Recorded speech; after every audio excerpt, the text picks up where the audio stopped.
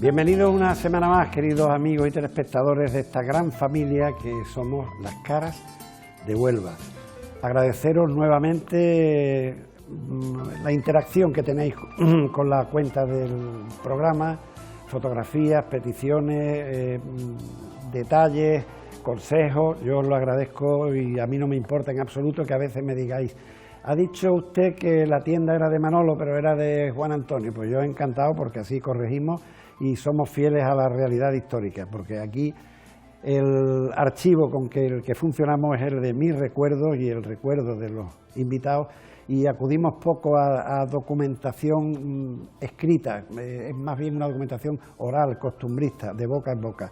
Ese y nosotros es el deseo de que este programa llegue a todos vosotros. Con la invitada de esta noche se hace realidad una de mis frases favoritas. Digo que es más importante sentirse que ser.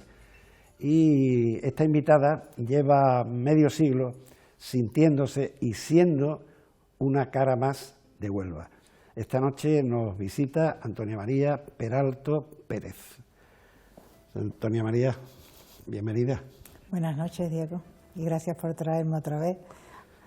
Bueno, quedó un programa muy original y diferente porque te dedicaste, igual que vas a hacer hoy, a ampliar conocimientos históricos sobre los edificios. No a decir, como decimos habitualmente, dónde estaba el kiosco de churros, dónde estaba la parada del autobús, sino a decir un poco los antecedentes de los edificios que vamos a ver, cosas que tú, como licenciada en Bellas Artes, dominas, y además dedicada a la enseñanza. ¿Cuántas generaciones han pasado por tus aulas en Huelva en este medio siglo? Muchísimas. Es posible que muchos de los que me estén viendo ahora mismo digan: uy, mi profe. Pues sí, yo sí. Qué bien se conserva. De media Huelva, bueno, regularcita, pero qué bien bueno, se conserva, vamos tirando. Ya que estás jubilada. Y bueno, pues sí, como yo he enseñado, y además he sacado a mis alumnos muchas veces a la calle a pasear, a enseñarles lo poquito que queda de Huelva, porque encima de que Huelva era chiquita, destruyeron muchísimas cosas, pero lo poquito que queda, a enseñárselo, a que aprendan a apreciarlo, a conocerlo y demás. Bueno, pintora, grabadora, ceramista, con un gran honor, porque en 2014 fuiste la autora del cartel de San Sebastián, lo cual fue ya como la misión definitiva como onubense. Total, sí. Como onubense, y ahora pues nos ha sorprendido recientemente, bueno, hace un par de años, con la salida de tu primera novela, El perfume del amor, y sí. ¿Hay algo en expectativa? Sí, bueno, hay otra novela totalmente terminada, totalmente revisada. Lo único que estoy esperando, bueno, que los tiempos cambien un poquito, porque cuando uno saca un libro con un espacio de tiempo grande entre uno y otro, es para disfrutarlo, no para en estos tiempos. No te puedes reunir, no pueden estar mucho, no te puedes acercar. No. Vamos a esperar que estemos. Bueno, pues hablando de reunión, tengo que hacer mención que justo dentro de un mes, el 19 de abril, se inaugurará la exposición Invitados a las Caras de Huelva, donde 50 personas que han pasado. Ha sido difícil porque aquí han venido cerca de 200 invitados, elegir 50 para que den un perfil de la ciudad. Hay un poco de todo, desde artistas, bohemios, autoridades, políticos buenos, políticos cercanos, cofradías, deportistas, en fin, va a ser un perfil creo que bastante exacto de lo que es la ciudad, y que tenemos que agradecer a la autoridad portuaria y a la Caja Rural, que son los que proporcionan la financiación y el local donde lo vamos a celebrar. Bueno, doy fe de ello, porque he estado muy cerquita de la ejecución de esas fotografías, que no ha sido un trabajo, ha sido un trabajo ímprobo del amigo Paco Gil, y bueno, y ya he visto que a todas las personas que ha ido retratando, que ha sido muy variopinto y muy... Llevamos un año juntos, porque empezamos en marzo del año pasado, y con la pandemia y todas estas historias, pero bueno, hemos encontrado, como vuelvo a repetir, el generoso patrocinio de la Autoridad Portuaria y de Caja Rural del Sur, porque es nuestra idea obsequiar a todos los invitados que van a estar en la exposición, obsequiarlos con la fotografía de grandes dimensiones en blanco y negro que se va a exponer. Así es que ya este es casi el pistoletazo. Ahora Semana Santa, y después de Semana Santa pues prácticamente ya la inauguración de... Ganas de que llegue, en fin, y que podamos estar un poquito más sueltos en esa exposición.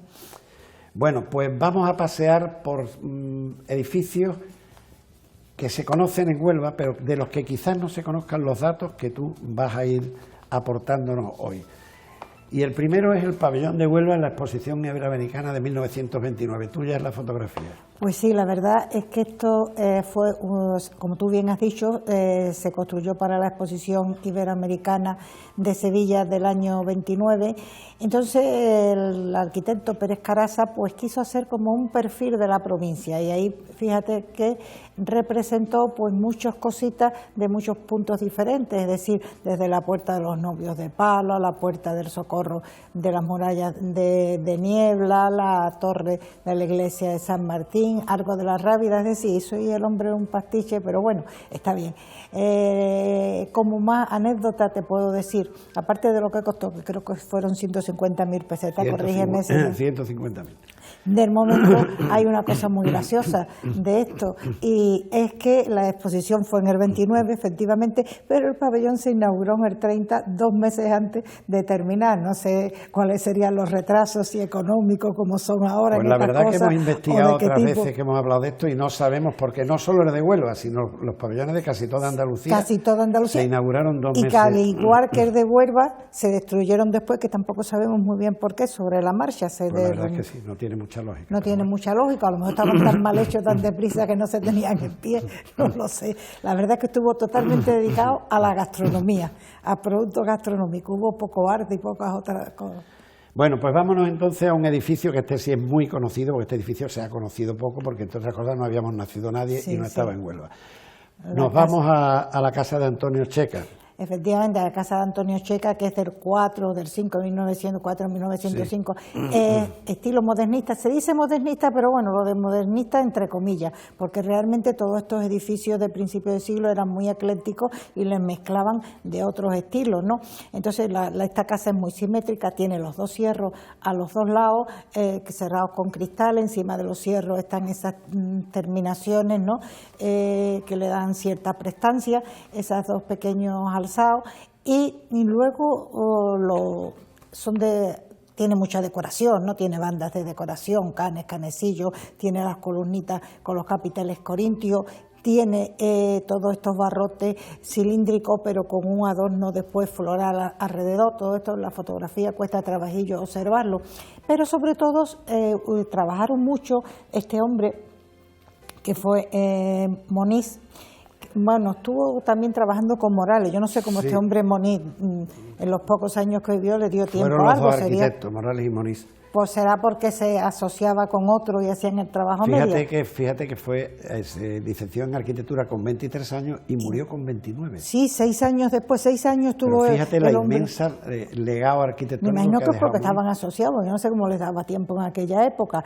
Y hicieron una cosa que llamaba mucho la atención en el alzado de la fachada, que era el colorido. Es decir, está la ladrilleta roja por un lado y por otro lado están los enfocados pintados en colores claros. Hoy día están demasiado fuertes esos arberos. Yo creo que más clarito daría mejor lo que se intentó en la época. Y además, fíjate, ahí se ve el letrero que fue lo de la clínica 18 de julio. Esto fue clínica 18 de julio y actualmente es la sede de la UGT. De la UGT. Bueno, pues no nos vayamos muy lejos de aquí y pasemos a la fotografía siguiente, que es la Casa del Diablo. Sí, la Casa del Diablo. Mira, la Casa del Diablo, que la foto que vemos ahí tiene una estética del barroco.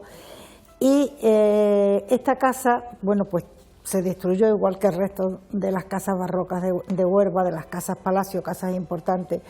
Y esta casa se cree que era anterior, pero que en el terremoto de Lisboa, pues que la afectó y entonces se reconstruyó en estilo barroco.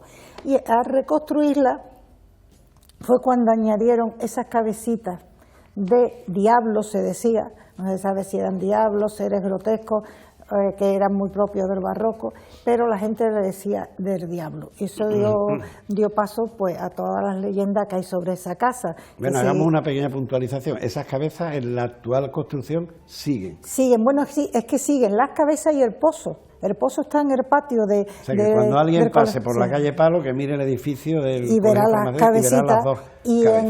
Y en el patio del Colegio Farmacéutico está también el pozo del siglo XVIII. La casa, como tú verás, tiene la estética típica de esa época, su balcón central, los cierros cerrados con rejas a los lados, esa portada coronada por esos arcos rebajados y demás, con mordura. Luego tiene las pilastras con los capiteles corintios, en fin, es la típica casa barroca que se arrasó como casi todo.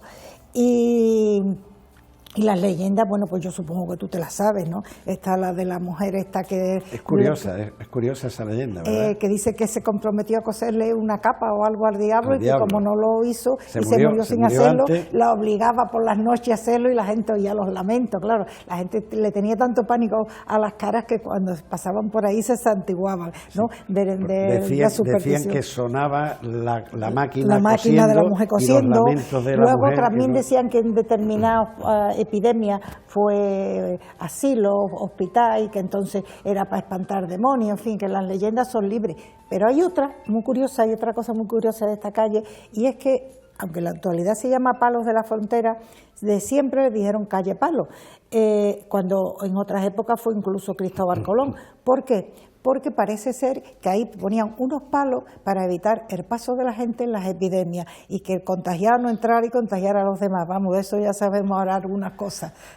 Y Palo se le quedó. ¿Y Palo se le quedó? Bueno, pues muy cerca de donde está esto, subiendo hacia la plaza de San Pedro. Otro gran crimen. Y está todavía más crimen que el anterior, porque había 3 casas en Huelva de barrocas muy bonitas, casas palacio, palacete, y las 3 las destruyeron. Esta, la anterior, la del diablo, esta que es la de los Garrochos y la de los Trianes. Y esta de los Garrochos todavía más crimen, porque independientemente de la casa, que como vemos es la misma distribución que la anterior, pero con un poquillo así como de más lujo, tiene esa pequeña marquesina en el balcón central, tiene el escudo de los Garrochos, bueno, todas las columnillas adosadas. Tenía, parece ser, un patio como tenían todas estas casas y un jardín trasero, que yo no lo conocí, la fachada sí la conocí, en pie, hasta que impunemente la tiraron. El único que levantó la voz parece ser que fue Diego Díez Hierro, pero vamos, le sirvió de poco. Y esta casa, además de lo que representaba como casa típica barroca, también es que es la historia de Huelva, es que es la historia de los Garrochos, que fueron en Huelva pues unos personajes muy importantes. ¿Serán parientes míos? Seguro, tú tienes que ser descendiente de ellos. Date cuenta que tú también eres garrocho. Lo digo. Y tus parientes eran importantísimos. Llegaron a Huelva, no eran de Huelva, eran de Burgos o por ahí. Llegaron primero a Gibraleón y luego ya se vinieron para Huelva y ya el primero importante fue el célebre almirante Garrocho, eran de Vega y Garrocho. Y este hombre, bueno, pues tuvo la toma del Arache, fue con la escuadra andaluza a la Armada Invencible y sobre todo, lo más importante, que defendían la costa. Quédate tú con la galeota. Sí, la galeota. La galeota era una galera pequeñita, no muy grande, con 16 o 20 remeros por cada lado, de un hombre solo, y la defendían de los piratas berberiscos. Es que la costa de Huelva estaba vendida. De todas maneras, compañeros, mientras que hablamos de los Garrochos, pues podemos poner eso, el escudo. Sí, bueno, es que ese se rescató el escudo que es lo único que no se tiró y que está en la cinta. Está en la cinta. Y también está en la cinta la lápida del almirante, porque el almirante compró el patronajo del convento de San Francisco, tenía allí su capilla y tenía allí su lápida en su enterramiento, que todos los patronos se enterraban en el sitio. Y es lo único que dura, el escudo, la lápida, y parece ser que un retablo de Martínez Montañés que él tuvo que pagar de su bolsillo, de allí en la iglesia de San Francisco, pero está en Moguer, en la iglesia de Santa Clara de Moguer. Y bueno, que luego siguieron con la galeota, el hijo, el nieto, todos siguieron con la galeota y varios barcos más. defendiendo las costas de Huelva de esos piratas que venían, la asaltaban, mataban a los viejos, se llevaban a los hombres y a las mujeres jóvenes para venderlos como esclavos, y entonces ellos la defendieron. Y esto duró bastante porque en fin, estaban protegidos por el conde y demás, Pérez de Guzmán, pero luego llegó la política y la corrupción de la política y no estaban contentos con el reparto del botín. ¿Y qué pasó? Que con el cuento de que iban a construir las torres, que luego las torres defensivas de la costa ni se construyeron, tardaron mucho en construirse y además estaban muy separadas, pues que con el cuento ese quemaron la galeota. Bueno, pues una vez visionado la historia de los garrochos, que puede que tu nieta sea también... Puede que sea descendiente de los garrochos. Vamos a este sitio tan bonito, tan emblemático, bueno, pues mira, sí, de los paseos de la Huelva de los años 60, 70. El camino de la Punta del Cebo con el muelle del Río Tinto. Este muelle, bueno, que eso lo sabe todo el mundo, el final de 80 y tantos kilómetros para traer el mineral de las minas, se venía por el muelle en el trencito hasta que descargaba en los barcos. Hasta ahí es bastante conocida la historia, la construyeron dos ingenieros ingleses, no Eiffel ni un discípulo directo de Eiffel, pero lo que sí hacían estos ingenieros ingleses era seguir mucho la escuela de la forma de construir de él, la escuela de Gibson y Barclay. Gibson y Barclay, sí. Seguían las directrices de las escuelas de Eiffel. Sí, o sea, no es que fueran discípulos directos, ni fuera Eiffel, ni fuera un discípulo directo de él, pero que seguían mucho las directrices de la escuela de él. Y luego vino el progreso. ¿Tú te acuerdas cuando llegó el progreso y el desarrollo a Macondo, no? Pues eso es lo que pasó con esto, que llegó el progreso. Bueno, y ahora, como cuando he estado en reuniones con artistas, con creadores, con creativos, y cada uno expone ideas, parece ser, o una de las ideas que me expuso Pilar, la presidenta de la Autoridad Portuaria, de las que tenían, que ya se van concretando, la Fuente de las Naciones, la restauración de Colón, el muelle de Tarsi, el hecho de unir esto, pero esto ahora no se puede unir como está ahí. Vamos a ver. Porque no hay espacio, no hay sitio. Bueno, dame brevemente tu un idea. tema muy peliagudo, porque esto era una carreterita de 5 o 6 metros de ancho, ¿verdad? Y lo que la atravesaba, entonces con una cota bajísima, además. Entonces, ahora la carreterita no es una carreterita, son 4 carriles con una medianera y con unas aceras, o sea que es inmenso, es como 5 o 6 veces lo que había antes. Luego, no se trata de reponer lo de antes, se trata de poner algo que recuerda lo de antes. Vamos a centrarnos, porque la cota tiene que ser doble, por ahí van a pasar automóviles, no, camiones, autobuses, altísimos. No puede ser agobiante de hierro y madera que se te cae encima, tiene que ser de algún material moderno, liviano. Y entonces los puristas se van a poner las manos en la cabeza y dicen, ¿qué barbaridad está diciendo esta mujer? Sí, es que no estamos reponiendo, estamos haciendo una cosa nueva, que ocupe ese espacio como un recuerdo de lo que hubo y que se le dé un fin útil, porque si se pone ahí nada más y se pone ahí y se deja ahí, pues se pondrá hecha polvo, bueno, que sea un centro de interpretación, de turismo, sí, sobre todo por la longitud, porque fíjate que antes la longitud eran 6, 7, 8 metros. Pasa de 5 o 6 metros claro, a 4 carriles sí, con 2 aceras sí. y un eso, imposible. Tiene que ser algo completamente distinto. Bueno, pues ahí queda tu propuesta, avalada por algunos... Por ejemplo, esos cristales opacos. Bueno, me voy a callar porque me van a crucificar los puristas. Conversaciones que mantuvimos también con nuestro amigo Juan Carlos Castro, que también apoyaba esa idea. Bueno, pues mira, tenemos aquí las Agustinas. La Agustina, este es el convento más antiguo que se conserva de Huelva, se construyó ayudó y demás, doña Elvira de Guzmán, y desde 1510, y no se terminó hasta el siglo siguiente. A la iglesia tenía solo una nave, hasta el siglo siguiente no se le añadió el ábside, ya era Llanes Estrada el patrón, y también hizo su cripta y demás para enterramiento, y ha sufrido muchas vicisitudes porque, bueno, el terremoto de Lisboa le afectó, a la iglesia no mucho, pero a la zona residencial sí mucho, que tenía 3 claustros mudéjares, de hecho uno de ellos creo que ya desapareció entonces y se convirtió en barroco cuando se se reconstruyó y luego pues que en el 36 la quemaron completamente, quemaron todos los retablos que había, que hubo dos, uno anterior y luego hubo otro churrigueresco. Las monjas de hecho se trasladaron a Sevilla hasta el 55, que estuvo terminada la restauración y pudieron volver a instalarse. Hay dos cosas muy curiosas y es, primero, que se construyó sobre un cementerio almohade y luego que en una de las restauraciones, porque esto no ha parado, de los 90, encontraron algo que se sospechaba que podía estar, que eran los cimientos del faro romano de ese barrio.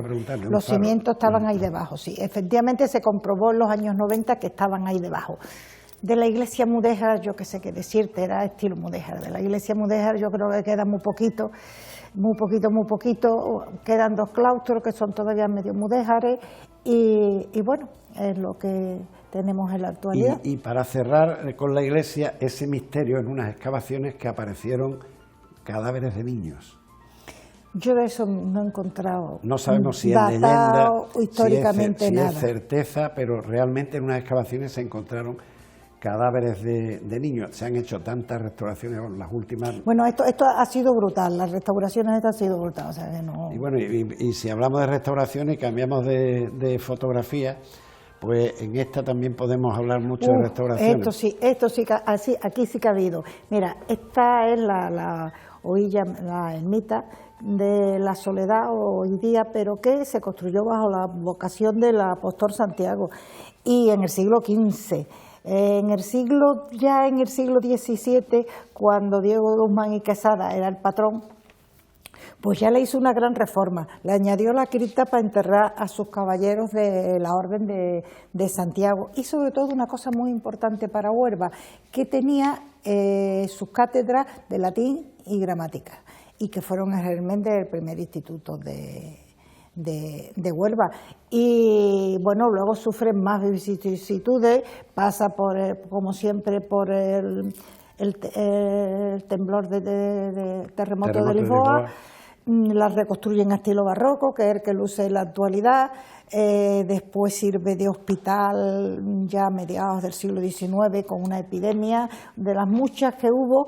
Y por último, ya cuando pasa a ser propiedad del Estado, pues entonces te la cede el ayuntamiento la convierte en asilo y en colegio, con lo cual le mete 2 pisos, que yo le he conocido con esas ventanas. Pero todo el mundo más de mi quinta, digamos, lo recordará porque ahí ensayaba la banda municipal y porque cuando había borrachines o gente que molestaban, aquello se llamaba el Avellano y lo llevaban detenido allí. Sí, para porque que pasaran allí la noche. Fíjate que allí estuvo detenido Miguel Hernández cuando iba huyendo para Portugal y estuvo detenido ahí.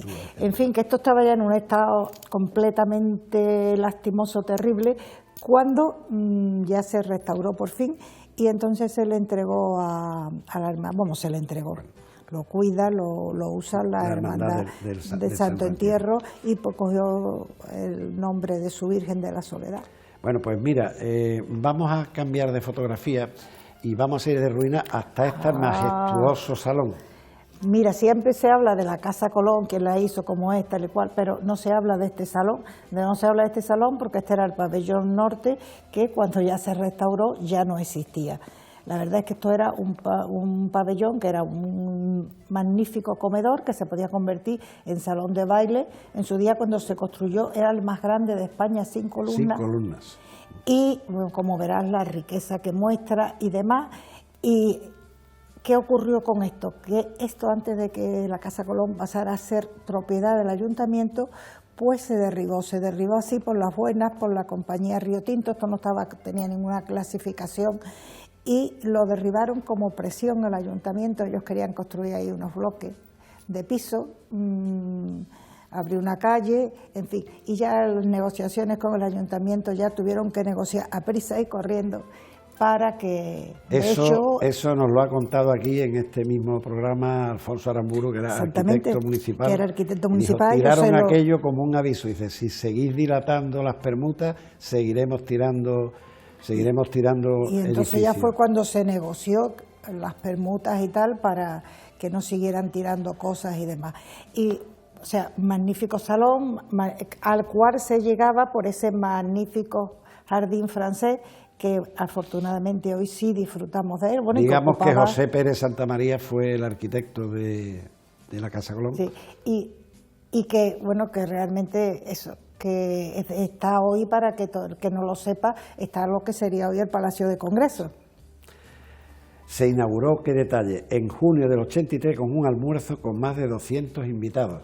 O sea que no, la cosa no se llevó despacio. Bueno, pues vamos a cerrar con los orígenes de Huelva, con algo que sé que te gusta mucho. Pues sí, la verdad, mira, es que fíjate aquí esta plaza de San Pedro que nadie reconocerá en el estado que está, porque era eso, esta plaza era así, era el centro de la vida en principio, porque como el palacio de los señores de la villa estaba allí al ladito de la iglesia, no queda nada, pero vamos, estaba ahí con una magnífica vista sobre la ría y demás, pues entonces aquí se celebraban todo, desde las corridas de toros. Eso es muy curioso, que es poco sabido que se celebraban corridas de toros, que eso era normal en la plaza de la villa, cerca de donde habitaban los señores. Y las sesiones de la corporación municipal. Las sesiones, porque la casa consistorial también estaba ahí, las casas del cabildo, se leía el pregón en esa plaza, el pregonero anunciaba los pregones, era el centro de la vida